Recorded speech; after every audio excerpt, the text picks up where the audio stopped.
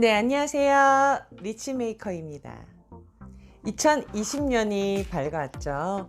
여러분들 모두 새해 복 많이 받으시고요. 2020년에는 모두 건강하시고 행복하고 리치메이커와 함께 부자 되시길 바랄게요. 당장 살기는 힘든데 모아둔 돈이 없어서 먹고 살려고 교도소행을 택했다. 영화가 아닌 실제 일본의 오카모토시 이야기입니다. 일본 대기업 계열의 부품회사에 다니면서 중산층 삶을 누린 그는 집을 포함한 대부분 은퇴자금을 이 아내의 간병비로 날리고 빈털터리가 된 뒤 택한 것이 바로 경범죄였습니다. 그뿐만 아니라 일본 내 만 65세 이상의 이 고령 범죄자들이 20년 사이에 4배나 급증했는데 그 원인이 뭘까요? 일본은 이미 20년 이상 저금리가 지속이 되다가 2016년에 마이너스 금리로 떨어진 후 이 노후 대비하는 것이 거의 불가능해진 거죠. 이 은행 이자는 고작 0.01%, 즉 1억 원을 예금에 넣어두면은 연 이자가 10,000원에 불과했습니다. 일본도 우리나라처럼 국민연금, 퇴직연금, 그리고 개인연금의 이 3층 구조의 연금 체계죠. 연금만 믿고 있던 노후는 제로금리 탓에 원점이 된 겁니다. 이 연금을 받아도 월 45만 원이 적자니 병원에 입원을 하거나 뜻하지 않은 지출 때문에 은퇴 후 죽을 때까지 일을 할 수밖에 없는 상황인데요. 아니면은 오카모토 씨처럼 교도소에서 먹고 사는 방법을 택하는 거죠.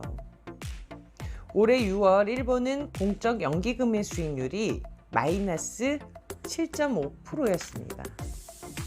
이 한 일본 연구원의 말에 따르면 일본인은 그동안 금리에 따른 이자와 부동산 그리고 공적 연금이라는 이 세 개의 자산 관리에 의존해 왔는데 세 개 축이 하나씩 다 무너지면서 노후를 지탱할 방법이 사라졌고 가장 큰 피해자는 현재 사회생활을 하고 있는 주축인 30대에서 50대라고 밝혔습니다.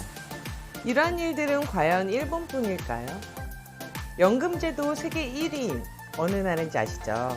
이 네덜란드도 내년부터는 수백만 명의 연금이 감소하고 향후 수십 년 동안 수익이 거의 없다고 통계했는데요.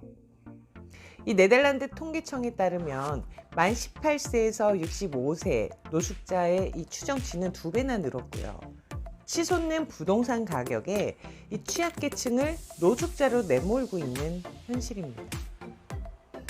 이 암스테르담의 경우에 글로벌 금융위기 여파로 평균 집값이 바닥을 찍은 2013년보다 200%나 뛰었고요. 4, 5년 만에 월세는 3배 가까이 뛰었습니다.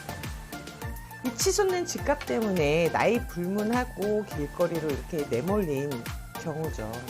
또 덴마크나 스위스 그리고 복지가 좋다는 스웨덴의 이 북유럽 국가도 제로금리에서 일본처럼 마이너스 금리로 가고 있습니다.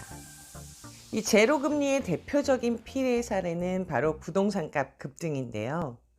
프랑스 파리나 독일 뮌헨 등 이 주요 도시 집값의 경우 제로금리 이후 30~40% 이상 뛰었죠.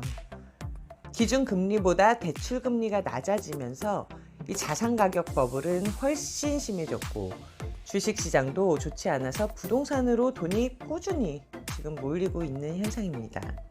이 스위스 UBS 은행 담당은 초저금리 이후 유럽의 투자처는 현금을 보유하거나 아니면 부동산에 투자하거나 이 둘 중 하나라고 단언을 했는데 이들이 현금보다 부동산이 낫다고 하는 이유는 무엇일까요? 이 네덜란드의 경우에는 주택담보대출이 100%가 넘어서 내 돈 한 푼 없이 대출로 집을 살 수 있다는 거죠. 너무 부럽죠. 예를 들어 2015년에 3억 3,400만 원에 샀던 집이 제로금리로 치솟는 부동산 시장에서 3년 만에 1억 5천만 원의 차익을 받고 팔리자 이 리스크가 큰 주식과 그리고 금리가 낮은 은행보다 실거주 주택이 유일한 투자처라고 얘기했습니다. 이 월 수입에서 절반은 세금으로 내고 그리고 주택담보대출의 이자랑 생활비까지 충당을 하면 저축할 여력조차 없는 게 현실이죠. 이들의 유일한 노후 대비는 이 대출을 다 갚으면 남는 집이 유일하다고 합니다. 이 같은 부동산 거품은 네덜란드뿐만 아니라 유럽 주요 도시를 지금 덮치고 있습니다. 근데 퇴직 후에 건강하게 길게 일하는 것만이 이 노후의 답일까요? 다음 세대의 불안감은 더욱 커져가고 있는데 이 부모님 세대처럼 연금만 믿고 저축과 투자를 등한시했다가는 교도소행을 택하는 오카모토 씨의 기사는 나나 내 이웃의 이야기가 될 수도 있습니다. 서울 집값이 고공행진을 지속하는 가운데 한국의 최근 1년간 집값 상승률은 무려 56개국 중에 29위 수준인 것으로 집계가 됐지만 반면 지방주택은 하락을 했고 한국 집값의 상승률은 국가별 비교에서는 평균치보다 낮은 수준으로 나타났습니다. 유럽과 일본의 이런 마이너스 금리로 인한 여파가 과연 남의 나라 이야기일까요? 그러면 우리는 어떻게 준비를 해야 할까요? 리치메이커와 부동산 재테크로 이런 걱정을 날려버리세요. 당신이 부자가 되는 그날까지.